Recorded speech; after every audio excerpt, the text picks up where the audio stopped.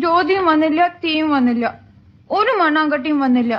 എത്ര കഷ്ടപ്പെട്ടാണ് ഞാൻ തിരിച്ചു വന്നെന്ന് അറിയാമോ? ഓടി ഓടി വരുമ്പോ ഒരു ആന. പക്ഷെ ഞാൻ രക്ഷപ്പെട്ടു. ആന എവളെ കണ്ടോടി കാണും. എനിക്ക് വിശക്കുന്നു, എനിക്ക് വിശക്കുന്നു. ഒരു തരത്തിലും എന്നെ ജീവിക്കാൻ സമ്മതിക്കില്ലെന്ന് ഉറപ്പിച്ച് തീരുമാനിച്ചിറങ്ങിയിരിക്കുകയാണല്ലേ? അയ്യോ എടി അവിടെ.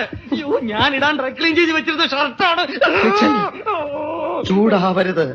ഏത് നിമിഷവും ഭ്രാന്ത് പിടിക്കുന്ന ഒരവസ്ഥയിലാണ് ഞാൻ. ഞാൻ ചൂടാകുന്നില്ല. പക്ഷെ തമ്പുരാട്ടിയുടെ നിലപാടെന്താന്ന് എനിക്കറിയണം. ഇത്ര നാള് സഹിച്ചില്ലേ, ഇന്ന് രാത്രിയോടെ സഹിക്കേ. ഇപ്പൊ എന്റെ തലയിലൊന്നും വരുന്നില്ല. നാളെ കാലത്ത് എന്തെങ്കിലും ചെയ്യാം. കാലത്ത് എന്ത് ചെയ്യാൻ പോവാണ്? നിവൃത്തിയിൽ ഞെക്കിക്കൊന്നിട്ട് ഞാൻ ജയിലിൽ പോവും. അതിന് എന്ത് വേണോ ചെയ്. ഇപ്പൊ ചാപ്പാട് പുറത്തെടുത്താ മുഴുവനുള്ള അടിച്ചു കയറ്റിക്കളയും. അങ്ങനെ വല്ല പ്രശ്നമുണ്ടെങ്കിൽ ഇവളെ ഉറങ്ങിയിട്ട് നമുക്കെടുത്താൽ മതി. പ്രശ്നമുണ്ട്. കൊരങ്ങാ, കൊരങ്ങാ, കോഴിന്റെ മണം.